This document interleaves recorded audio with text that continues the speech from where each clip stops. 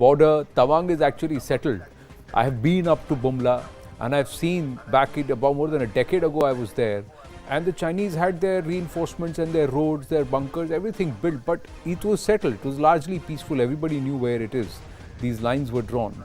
But across the board, do you believe that unless we sit down and tell the Chinese, tell the PLA, sit down and draw the line, let's not leave anything to imagination, they will continue to do what they're doing now, this adventurism? Yeah, thanks. First, what you're saying is entirely true. And the area that where this face-off has happened now is not new. We've had here literally every year we've had it. Some face-off, sometimes the numbers vary, like your reporter just put it across approximately 200. I recall in 2013, August, we had a similar number, similar kind of a face-off. And like you just reported, some people are supposed to have been detained and what have you. The fact is, again and again, we are seeing the same thing.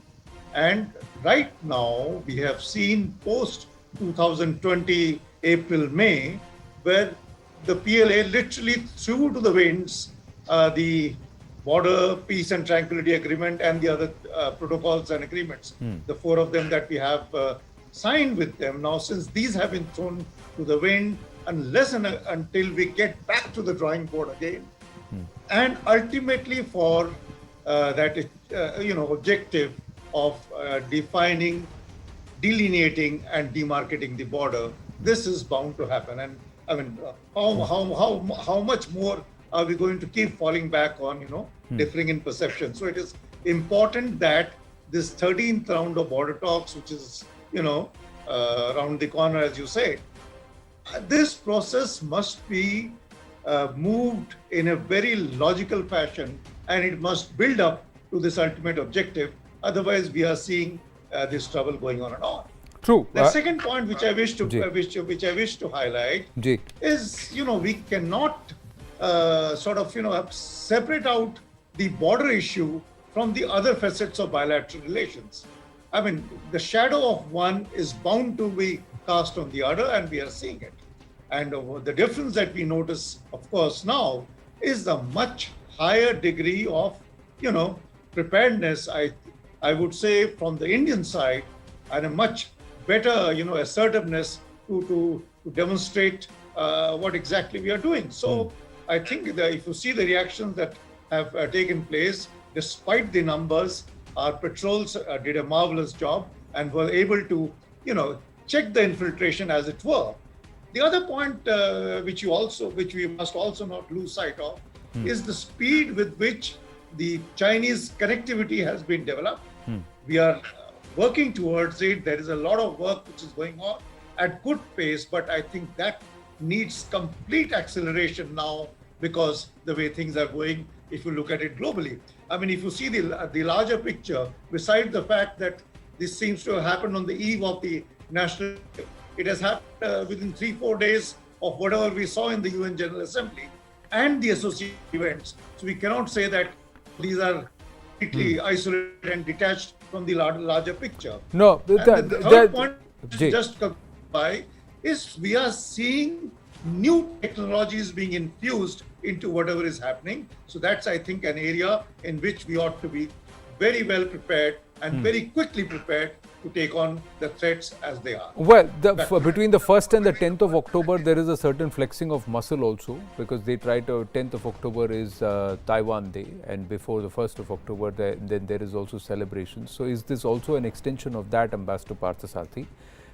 Is another question. And thing is, for long, we are now also, for the next few years, going to play catch up with the Chinese or with the PLA in terms of building up our infrastructure and also strengthening our approach. Because for long we thought, let's not do it, because somewhere the thought process, and I've heard this, is कि वहाँ तक तो आ जाएंगे, उसके बाद कैसे आएंगे?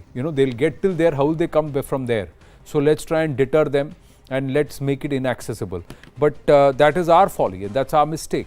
But somewhere, how would you read what is happening now? Will you want to look at it in conjunction with what is significant between the 1st and 10th of October? Is this just flexing of muscle, or is it just saying testing our preparedness? No, I think I look at it in a longer term. Let's not, I handled this in 1986, 87 when it got started, and I was in the PMO. We dealt with this at that point in time when they wanted to cross from Sundarangchu into Wangdong, and really their aim is Tawang. It is the holy city of Tibetan Buddhists. That is their aim, and this is what they normally resort to is what I call is salami slicing, bit by bit. But I must also pay tribute to the then Army Chief General Sundarji, who really put the Chinese in a bind. But right now, again, as I said, heading for Wangdong, and they also seem to forget that we have a 1993 agreement with them, which says that this has to be settled on the basis of mutual and equal security. I mean, if they come to Wangdong, then where is the equal security? They're on their way to Tawang. So you don't trust the Chinese on these things. And as for infrastructure, it is my reading, after having dealt with this over the years, is that the infrastructure has improved so much in Ladakh, especially around the Daulat Beg Oldie Airport, that the Chinese have started getting nervous that they can no longer put the squeeze on us without retaliation from us. So yes, as the general says, as we improve our communications, the Chinese are going to become more and more assertive. But I think we showed at Ladakh last year, we can do it. As I said, General Sundarji did it in Wangdong in 1986, 87. No, but that is a concern. No, so yeah, Ambassador I think the Partha. army knows how to deal with them. No, it's But not about this is dealing a- with them. It's about not putting what you say a price or priority over drawing this border. If they did it in 1986 and they're still doing it in 2021, that means somewhere we've not been able to force them onto the table and say, draw the line. But exactly, I think that is the position we should now be taking. Spell out what your demands are.